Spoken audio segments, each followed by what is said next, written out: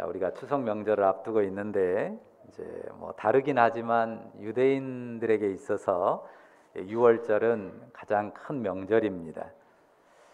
이 6월절 명절에는요, 이 성전이 있는 예루살렘으로 유대 각 지역의 유대인들이 모여들었고요. 뿐만 아니라 이방에 흩어져 있는 수많은 그 유대인들 순례자들이 예루살렘에 몰려왔습니다. 그래서 예루살렘이 아주 시끌벅적하고 아주 미어터질 정도로 가득했는데요. 그 6월절에 예수님께서 예루살렘에 계시면서 그 많은 사람들 앞에서 당신이 메시아라고 하는 표적을 많이 행하셨습니다. 예수님이 세상에 온 메시아라고 하는 표징이 되는 기적을 보이신 거죠. 그래서 23절 보시면 많은 사람이 그의 행하시는 표적을 보고 그의 이름을 믿었습니다. 자, 예수님이 표적을 행하신 목적이 바로 그거예요. 예수님이 세상에 오신 구원자 곧 메시아라고 하는 사실을 알고 믿도록 표적을 행하셨어요. 그러면 그 목표대로 된 거잖아요. 그런데 24절에는 약간 의외의 말씀이 기록되어 있습니다. 예수는 그의 몸을 그들에게 의탁하지 아니하셨다고 쓰죠. 그러니까 왜죠?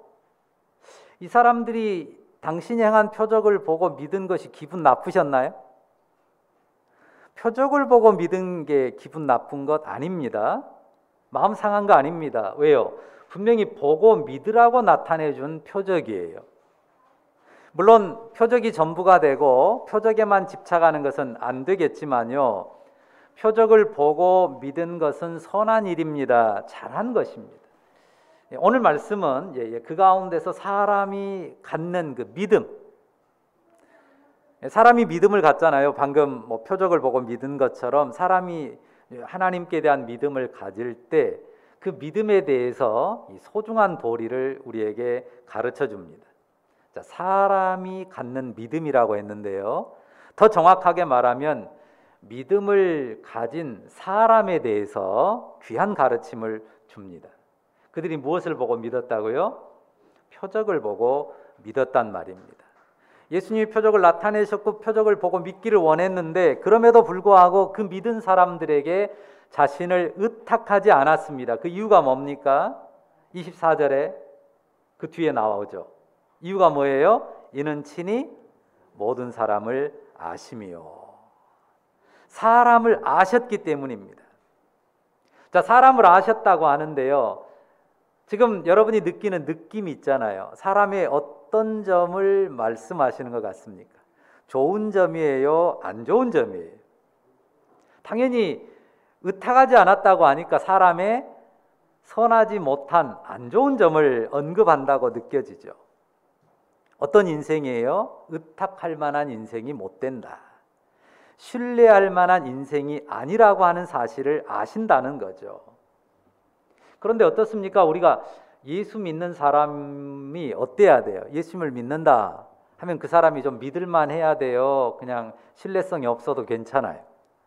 당연히 예수님을 믿으면 그 사람이 좀 신뢰할 만한 사람이 돼야 맞죠?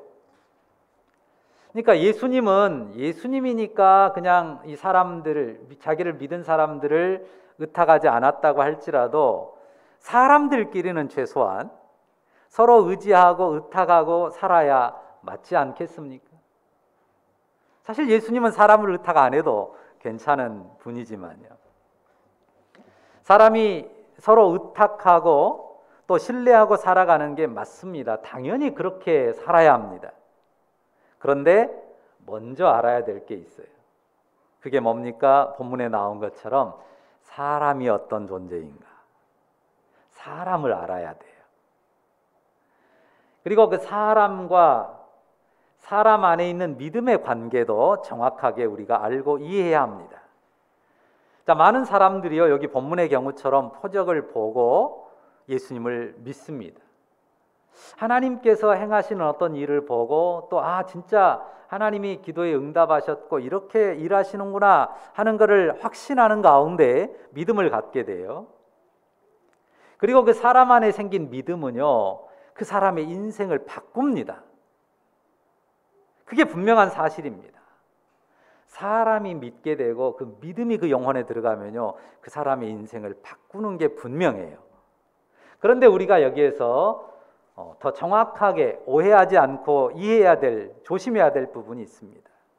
그건 뭐냐면 그 믿음이 사람 안에 들어갔을 때 그 믿음으로 인해서 그 사람이 순식간에 온전한 사람으로 바뀌는 건 아니라는 사실이에요. 그러니까 믿었다 할 때 그 믿음이 그 사람을 획가닥 그냥 완전한 사람으로 바꿔놓는 건 아니라는 사실이에요. 어떻습니까? 저 사람이 믿기 시작하면 그 순간부터 이 사람은 절대로 불신할 게 없는 신뢰할 만한 인생으로 100% 바뀝니까? 그건 아니란 말이에요.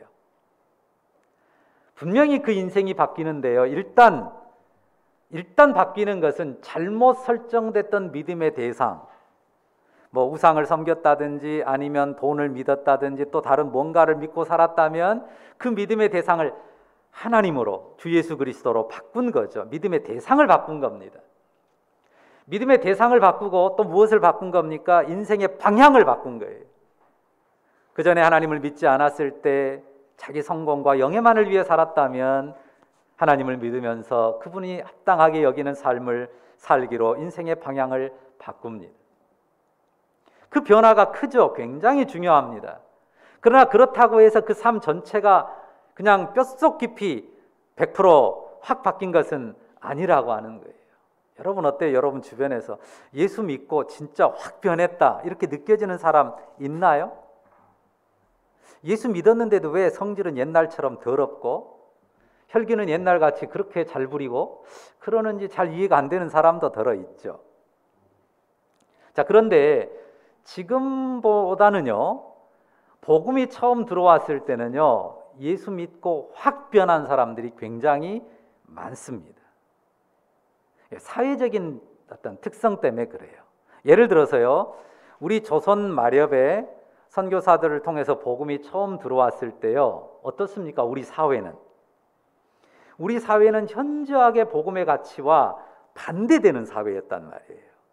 그러니까 예수님을 믿기로 할 때는 엄청난 결단이 필요하고 실제로 예수님을 믿을 때는 그 삶의 변화가 엄청났습니다. 그래서 예수님을 믿기도 쉽지 않지만요, 예수님을 믿으면 그 변화가 사회에 굉장히 충격적인 그런 변화들을 가져왔어요. 대표적인 예가 뭡니까? 이 반상, 양반과 상놈이라고 하는 그 차별이 분명했잖아요. 근데 성경의 가르침, 예수 믿는 복음의 도는 거기에 정반대란 말이에요. 그러니까 어느 날 양반이고 굉장히 부유했던 사람이 예수님을 믿었는데 그 삶이 확 바뀌는 거예요. 예배할 때 교회는 차별이 없단 말이에요. 양반이나 상놈이 따로 앉지 않습니다. 성찬식을 할 때도 양반 그릇, 상놈 그릇 따로 주지 않아요. 양반이나 천한 것이라고 여겨지는 종이나 똑같이 한 자리에서 예배하고 그리고 한 성찬의 빵과 포도주를 마셨다고 하는 거죠. 그러니까 그 기존 사회가 볼 때 이건 정말 엄청난 변화예요. 상상할 수 없는 변화입니다. 그래서 그 영향력이나 폭발력이 실로 대단했습니다. 근데 지금은 다르잖아요. 그냥 이미 평등사회가 다 돼 있단 말이에요. 표면적으로는. 그러니까 교회 공동체에 들어왔다고 해서 이 사람이 획기적인 어떤 삶의 모습의 변화를 가져온다는 것은 그렇게 크지 않습니다. 그러니까 조선 마렵이라든지 또 어떤 그 모슬렘 선교지라든지 또 혹은 우리 인도의 뭐 그런 계급 사회라든지 이런 데서 복음이 들어갔을 때 그 사회의 저항에 부딪히는 그 변화가 엄청 크고 극적일 수 있습니다. 그러니까 지금 말씀드리려는 것은 어떤 사회적인 상황과 가치에 따라서 예수 믿는 복음이 그 복음으로 말미암은 변화가 굉장히 극적으로 드러날 수도 있고 별로 그렇게 그 극적이지 않고 좀 완만하게 진행되는 경우가 있단 말입니다. 그러나 분명한 건 뭡니까? 예수님을 믿는 믿음을 가졌다고 해서 곧장 그 사람의 인격과 삶이 100% 완전해지는 것은 아니라는 사실이에요. 그러니까 믿으면 곧바로 정말 예수님처럼 신뢰할 만한 그런 인생으로 바뀌는 게 아니라고 하는 것입니다. 믿음이라고 하는 것을 사람이 믿음을 가질 때 그 믿음이 삶을 완성한 게 아니고 새로운 삶을 시작하는 거예요. 우리가 다 알잖아요. 사람이 어떤 존재입니까? 깨트려진 영혼을 안고 살아가는 죄인입니다. 어떤 인생이에요? 죄를 잘 이기는 인생입니까? 아닙니다. 죄에게 지는 인생이에요. 그리고 악을 그냥 확 떨쳐버리고 결별하는 게 아니라 쉽게 악을 떨쳐버리지 못하는 그런 인생이에요. 그런 인생을 의탁할 수 없다는 게 당연하죠. 우리도 그런 인생을 의탁하려고 하는 것은 어리석은 일일 수 있는데 예수님은 더 당연하시겠죠. 예수님이 그런 인생을 의탁할 이유가 없습니다. 그러면 사람이 어떤 존재인지 알아서, 그 사람이 어떤 존재를 알아서 의탁하지 않는다면 어떻게 살아야 합니까? 사람을 의탁하지 않는다면 어떻게 살아야 돼요? 대신에 누구를 의탁하고 살아야 돼요? 답은 아주 간단하고 쉽죠. 누구를 의탁해야 돼요? 하나님을 의탁하고 살아야죠. 사람을 의탁하는 것이 아니라 사람이 어떤 존재인지를 안다면 하나님을 의탁하고 살아야 합니다. 어떻습니까? 여러분은 사람을 의탁합니까? 하나님을 의탁합니까? 자, 어떤 것 같아요? 나는 사람을 의탁하고 산다, 하나님을 의탁하고 산다. 좀 딱딱 잘라서 말하기는 좀 애매하고 어렵기도 합니다. 하지만 우리 마음속에 일단 나는 하나님을 의지한다 하는 그런 믿음의 마음들이 있을 겁니다. 그런데 방금 말씀드린 것처럼 그게 사실 좀 애매합니다. 왜요? 하나님은 눈에 안 보이죠. 그리고 우리는 사람 틈에 삽니다. 어때요? 사실 우리가 살아가는 삶에서 사람 의탁 안 하고 살 수 있습니까? 여러분, 사람 의탁 하나도 안 하고 살 수 있습니까? 못 삽니다. 사람 의탁하고 사는 게 우리가 사는 현실이에요. 사람을 의탁하지 않는다는 것에 대해서 너무 이상적으로 생각해서는 안 됩니다. 내가 사람을 의탁하지 않겠다. 인생을 의탁하지 않겠다는 믿음의 결단, 고백 매우 중요합니다. 하지만 이 부분에 대해서 우리가 잘 정리하고 이해하고 있어야 됩니다. 사람을 의탁하지 않는다는 우리의 믿음의 고백이 사람과 관계를 단절한다는 의미가 아니에요.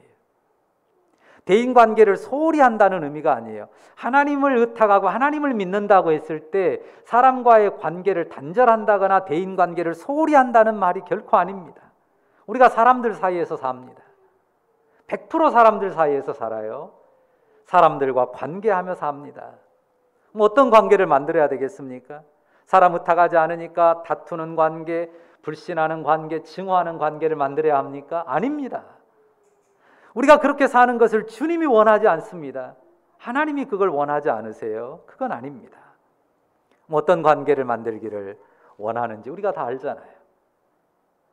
평화의 관계, 신뢰와 사랑의 관계를 만들기를 원하십니다. 그러니까 사람을 의탁하지 않음, 이 믿음이요, 사람에 대한 기대와 소망과 기대를 버리라는 게 아닙니다. 자, 우리가 이미 요한복음 앞부분 봤는데요. 주님이 왜 오셨습니까? 영원하신 말씀이신 분이 왜 사람이 돼서 육신이 돼서 세상에 오셨습니까?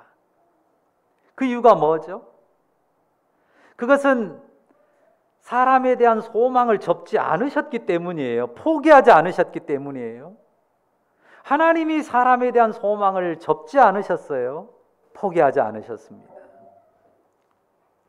따라서 우리가 사람을 의탁하지 않는다라고 했을 때 바른 마음 자세는 뭐냐면요, 사람 안에서 온전한 선이 나오지 못한다. 사람 안에서 나오는 선이 온전할 수 없다. 그렇게 생각하는 것입니다. 그러니까 사람 안에서 온전한 선이 나올 수 있을 것처럼, 내 기대를 충족시킬 수 있을 것처럼 기대하지 말라는 것입니다. 내가 기대하고 소망하는 모습이 있어요. 그런데 내가 기대하고 소망하는 그 모습이 그 사람에게서 나올 수 있느냐? 조금은 나올 수 있고 어느 정도 나올 수는 있을지 몰라도 우리가 원하고 기대하는 그런 모습을 온전히 이루어줄 수 있는 인생은 아무도 없다는 사실입니다. 그러니까 사람 자체가 아니라 그 사람을 향한 하나님의 선하심을 소망하고 기대하는 거예요. 사람 자체가 아니라 우리가 사람에 대한 소망과 기대도 접지 않아요. 그런데 우리가 그 소망과 기대를 접지 않을 때는 그 사람 가운데 일하실 그 사람을 향한 하나님의 선하심을 소망하고 기대하는 것입니다. 우리가 사람들과 좋은 관계를, 신뢰 관계를 만들려고 노력해야 됩니다. 하지만 사람을 의탁하는 것이 아니라 누구를 의탁합니까? 하나님을 의탁하는 것입니다. 그러니까 하나님을 의탁함으로 사람에 대한 소망을 품는 거예요. 하나님을 의탁함이 없이 사람에 대해 기대하고 소망을 가지면 사람을 의탁하면 실망하고 그 실망이 원망으로 가고 분노로 표출된단 말이죠. 그런데 어떻게 한다고요? 하나님의 일하심을 기대하면서 그 하나님의 일하심을 따라서 그 사람 가운데 이루어질 일을, 변화를 기대하는 것입니다. 이런 말 하는 사람들 있잖아요. 난 사람 안 믿어. 나 사람한테 기대 같은 거 전혀 안 한다고. 틀린 말은 아닌데요. 이런 냉소적인 태도나 차가운 말은 금물입니다. 여러분 절대 나 사람 안 믿어. 사람한테 기대 같은 거 안 해. 이런 말 웬만하면 하지 마십시오. 물론 어떤 진실한 믿음의 나눔을 할 때 표현할 수는 있겠지만 특히 자기 감정 섞어가지고 그렇게 말하는 경우 있잖아요. 이런 냉소적인 태도와 차가운 말은 금물입니다. 판단은 맞아요. 잘 생각한 것입니다. 그런데 이 말을 표현하면 어때요? 더더욱 감정 섞어갖고 표현하면 관계를 어떻게 만듭니까? 발전시킵니까? 깨트립니까? 관계를 깨트리죠. 그래 네 나 안 믿어. 너 인생 안 믿어. 나도 네 안 믿어. 서로 깨지는 것밖에 없거든요. 이런 생각, 이런 마음 어떻게 해야 돼요? 마음 한쪽에, 마음 한켠에 딱 새겨둬야 돼요. 언제든지 읽을 수 있도록 새겨둬야 됩니다. 주 예수님께서 말씀하셨죠. 뭐라고 말씀하셨습니까? 가장 큰 계명이 뭐라고 하셨죠? 마음을 다하고 목숨을 다하고 뜻을 다해서 주 너의 하나님을 사랑하라. 또 둘째는 그와 같으니 똑같아요. 하나님 사랑한 것과 똑같이 네 이웃을 사랑하라. 내 몸처럼 사랑하라 하신 것 아닙니까? 그러니까 결국은 하나님께서 인생에게 원하시는 그게 사랑이라면요. 그 목표, 관계의 목표가 사랑이라면 거기에 신뢰는 포함이 돼요, 안 돼요? 당연히 사랑의 관계라면 신뢰가 포함이 돼야 되죠. 그러니까 말을 바꾸면 이렇습니다. 신뢰하지 못할 사람도 신뢰 관계를 만들도록 애쓰는 게 사랑이에요. 어떤다고요? 신뢰하지 못할 사람과의 관계도 신뢰 관계를 만들려고 애쓰는 게 사랑이란 말이에요. 그래서 우리가 사랑에 대한 정의를 새로 내릴 수 있는데요. 신뢰 못할 인생을 신뢰할 만한 인생으로 만드는 게 사랑입니다. 분명히 신뢰 못할 인생이에요. 근데 사랑은 그 신뢰 못할 인생을 신뢰할 만한 인생으로 만들어내요. 지금 이 자리에 앉아 계신 여러분이요, 다 그런 사랑을 하셨습니다. 여전히 그런 사랑을 하고 계세요. 어때요? 여러분 자녀들 태어날 때부터 신뢰할 만했습니까? 아니잖아요. 키우면서 이런 왼수 덩어리 할 때가 얼마나 많았습니까? 한두 번입니까? 그런데도 어떻게 하셨습니까? 품고 참고 사랑했습니다. 그래서 지금은 어떤가요? 아들과 딸이 어떻게 됐어요? 꽤 신뢰할 만하게 됐죠. 신뢰할 만한 친구 같습니다. 우리 황혜진 집사님도 아주 예쁜 영미라는 딸이 있는데요. 어때요? 친구 같죠? 친구 같을 거예요. 우리 김승희 전사님에게 우리 지혜는 아마 친구 같을 거예요. 지금은 아마 그 이전에 뭐 중고등학교, 초등학교 때부터도요, 아들, 딸이 잘 크면요, 친구 같아요. 아마 송정량 집사님 우리 세아가 벌써 친구같이 고개 끄덕입니다. 신뢰할 만한 친구처럼 느낄 거예요. 물론 어떤 경우는 진짜 자식이 원수같이 느껴지는 경우도 가끔은 있습니다. 진짜 원수가 되는 경우도 있어요. 그런데 대부분의 자식들이 커가면 아들도 딸도 아빠에게 엄마에게 친구처럼 돼요. 이유가 뭡니까? 다른 거 없잖아요. 사랑 때문이죠. 포기하지 않고 신뢰 못할, 의탁하지 못할 그런 모습들 드러낼 때 많았지만 포기하지 않고 퍼부어 줬단 말이에요. 사랑을 포기하지 않고 퍼부어 줬어요. 그 세월이 5년, 10년, 15년, 20년, 30년. 그 기본 바탕이 있었어요. 말로 다 할 수 없이 큰 희생과 헌신이 그 밑바닥에 있었습니다. 그래서 친구가 되는 거예요. 신뢰할 수 없었던 인생이었는데 사실 우리에게 그런 사랑의 힘이 적습니다. 자식을 위해서는요, 어쩔 수 없이 버텼어요. 어쩔 수 없이 퍼 주어줄 수밖에 없었다고요. 그런데 다른 사람한테는 쉽지 않거든요. 특히 시월드라고 하잖아요. 쉬워요? 잘 안 되잖아요. 그런데 시월드에서도 정말 지혜롭게 그 신뢰를 만들어 가기도 해야 해요. 제가 참 늘 놀랍게 생각하는 사람들이 있는데 우리 정혜영 집사님하고 강희진 집사님 보면요, 저게 시누이 올케 같지가 않아요. 진짜 친구 같거든요. 근데 그게 자동으로 된 것 같지 않아요. 저절로 된 것 같진 않죠. 서로 섬기고 서로 희생하며 배려하는 사랑이 오고 가니까 그렇게 된 것이라고 여겨져요. 자, 우리가 사람을 의탁하지 않음, 하나님을 의탁함에 대해서 살피고 있습니다. 사람에 대한 소망과 기대를 접는 게 아니라고 했습니다. 사람에 대한 소망과 기대를 접는 게 아니라 더 크게, 더 큰 소망과 기대를 누구에게 두는 거예요? 하나님께 두는 거예요. 그 사람에 대한 기대와 소망을 접는 게 아니라 기대와 소망을 갖는데 그 기대와 소망보다 더 큰 기대와 소망을 하나님께 두는 거예요. 그리고 그 하나님께 두는 기대와 소망 때문에 그 사람에 대한 소망과 기대를 접지 않는 거예요. 소망스럽지 못하고 실망스럽고 그냥 접어버리고 싶은 마음이 들 때에도 하나님께 기대와 소망을 두는 것입니다. 그 사람 가운데 능히 일하실 하나님, 그분을 바라보는 것입니다. 그러니까 보통은 그 사람이 내 기대와 소망을 얼마나 이루어 줄 거냐, 충족시켜 줄 거냐, 거기에 따른단 말이에요. 그래서 안 될 것 같으면 접고 뭔가 될 것 같으면 거기다 좀 쏟아붓고 대부분 그런단 말이죠. 그런데 그게 아니라 분명 실망을 줄 수밖에 없는 인생이란 사실을 알아요. 그런데도 누구를 바라보면서요? 주님, 그분을 바라보면서 그분이 소망하고 기대한다고 여겨지면 내가 접지 않는 거예요.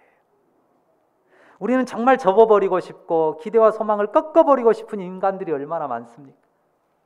근데 내 기대와 소망이 얼만큼 충족될 거냐로 따지는 게 아니라 주님이 어떤 기대와 소망을 품는지를 생각함으로 내 길을 결정하는 겁니다.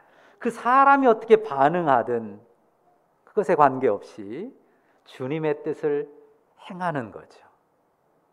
사랑하고 축복하는 것입니다. 다시 생각해 보지만 사람은요, 그 사람이나 나나 그들이나 다 똑같아요. 차이가 있으면 얼마나 있습니까? 나나 그들이나 전부 거기서 거기인 인생입니다.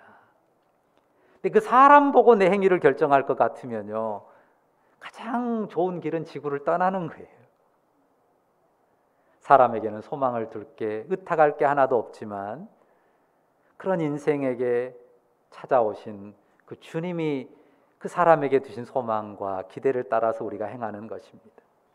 사람들이요, 보통 사람들에게 증명을 받고 싶어요. 내가 수고한 거, 내가 고생한 거, 며느리들은 시댁에서 참 알아주기를 바라잖아요. 자식들도 부모가 알아주기를 바라고 부모는 또 자식들이 알아주기를 바라잖아요. 다 사람에게서 증명을 받고 싶습니다. 그런데 25절 말씀 보시면요, 한번 보시겠어요? 또 사람에 대하여 누구의 증언도 받으실 필요가 없었으니 이는 그가 친히 사람의 속에 있는 것을 아셨습니다. 당연히 예수님은 사람 누구에게서 증언을 받아야 되는 분이 아니죠. 그런데 그분이 사람의 증언을 받으려고 하지 않았다는 사실을 쓰면서요, 그 이후로 그가 친히 사람의 속에 있는 것이 무엇인지를 아셨음을 말합니다. 우리도 알잖아요. 사람 속에 있는 것이, 자, 사람 속에 있는 것이 무엇이에요? 선이 있습니까? 의가 있습니까? 온전함이 있습니까? 없는 건 아니에요. 선도 있고 의도 있고 있긴 해요. 그런데 금 같고 이지러졌고 부서졌고 온통 파편조가리들 뿐이란 말이에요. 그래서 언뜻 좋은 면도 새어나와요. 눈물 겪고 감동스러운 일들이 있습니다. 사람들 관계에서도요. 믿음이 없어도요. 하지만 결코 온전함을 이루지 못합니다. 그런 인생의 증언이에요. 어떻습니까? 불완전하죠. 사람 앞에서는 좀 그럴듯할 수 있지만 만약에 여기 증언이라는 단어가 나왔으니까요, 하나님의 법정에서 채택될 수 있을까요? 하나님의 법정에서 이 불완전한 사람의 증언이 채택될 수 있겠냐고요. 우리가 정말 위로를 받고 소망을 갖게 되는 것이 이것인데요, 하나님께서 우리에게 사람 누구, 사람 적어도 몇 사람, 그들의 증언을 가져와라 요구하지 않습니다. 적어도 네가 구원 받으려면, 네가 천국 들어가려면, 내 앞에 용납 받으려면 사람들의 증언을 가져와라. 네가 의롭다는, 네가 죄가 없다는, 네가 거룩하다는 증언을 가져와라. 적어도 몇 사람 증언은 가져와야 된다 라고 우리에게 요구한다면 우리는 절망할 수밖에 없어요. 그런데 하나님께서 우리를 자기 앞에 세울 때요, 어떤 증언도 요구하지 않으셨어요. 뭔만 요구하셨어요? 하나님 자녀되는 권세를 누구에게 주신다고요? 영접하는 자, 곧 그 이름을 믿는 자들에게 주신단 말이에요. 예수님의 이름을 영접하기만을 요구하셨고 그 이름을 믿기만을 요구하셨지, 네가 친한 사람 누구에게라도 가서 증언을 가져와라, 증언을 가져와야 된다 요구하지 않으셨습니다. 하나님이 우리에게 요구하신 것, 우리 구원을 위해 요구하신 것은 주 예수 십자가의 사랑, 그 징표를 우리 영혼에 새긴 것, 그것뿐이었습니다. 그러니까요, 하나님이 우리를 그렇게 받으셨는데 사람에게서 왜 그렇게 증명받으려고 애씁니까? 하나님이 다 아신다고요. 예수님이 다 아신다 그러잖아요. 사람을 아세요. 사람 안에 있는 걸 다 아세요. 그런데도 나를 받으셨고 우리를 받으셨단 말이에요.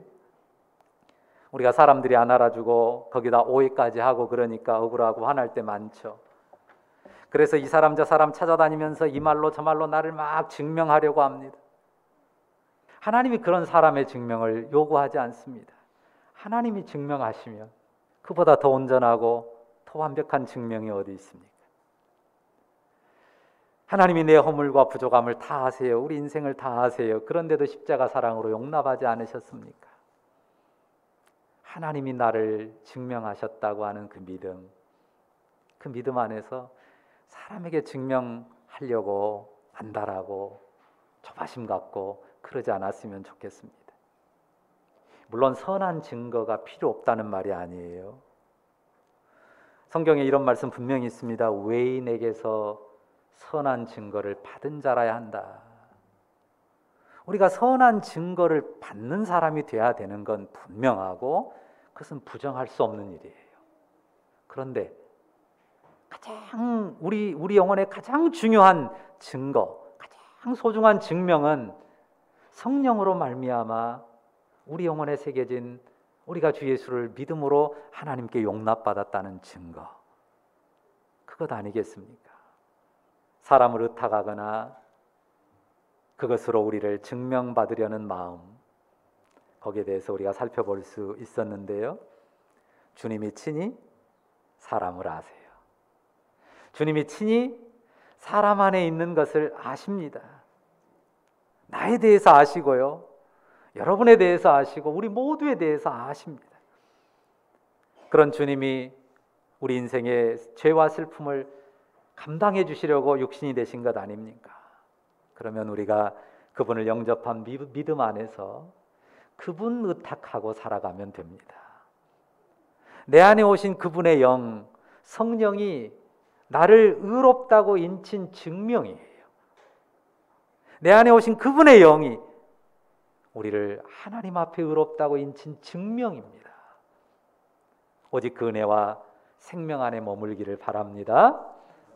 사람이 어떠하든지 간에요, 오직 그 은혜와 생명 안에 머물면서 그 은혜와 생명으로 사람들과의 신뢰관계를 만들고 선한 증거도 얻어가는 축복의 사람이면 좋겠어요. 이번 주 벌써 이제 추석 명절 준비하고 또 추석 명절 맞는데요, 우리가 가족 친족들 만날 거 아니에요. 그들도 어떤 대상으로 여기지 말아야 될까요? 의탁할 대상으로 여기지 않고 오직 하나님 의탁하고, 굳이 그들을 어떤 대상으로 생각해야 된다면 사랑할 대상으로 생각하면 좋겠어요. 의탁할 대상으로 생각하고 그들에게서 뭔가 증거를 받으려고 하면요, 여러분 마음에 뭐만 남아요? 실망한 마음, 씁쓸한 마음, 원망만 남습니다. 주님만 의탁하고 주님이 증거해 주시기를, 주님이 다 아시니까 주님이 증거해 주시기를 바라는 마음으로 사랑과 축복으로 우리 주님 앞에 행하면서 믿음의 덕을 세우고 하나님께 영광 돌리는 우리 모두가 다 될 수 있기를 간절히 바랍니다. 기도하십시다. 거룩하신 주님, 사랑의 주님, 감사합니다. 사람을 아시면서도, 사람 안에 있는 것이 무엇인 줄을 아시면서도 그 온전치 못한 선과 의밖에 없는 줄을 아시면서 오히려 아시기에 그런 인생을 품고 속량하시며 용납하시려고 인생이 되셔서 섬김과 희생의 길을 가셨으니 감사합니다. 우리가 그 주님 바라보기를 원합니다. 그 주님 의탁하기를 원합니다.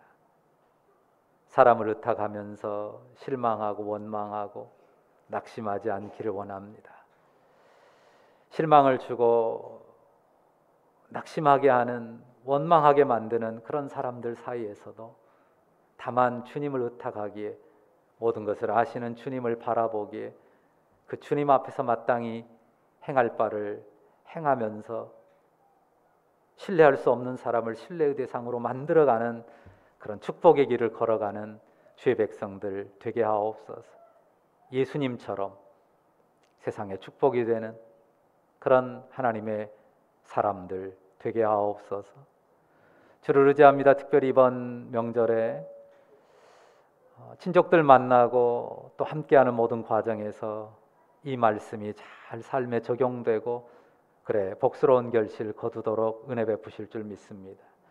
감사합니다. 예수님의 이름으로 기도합니다. 아멘.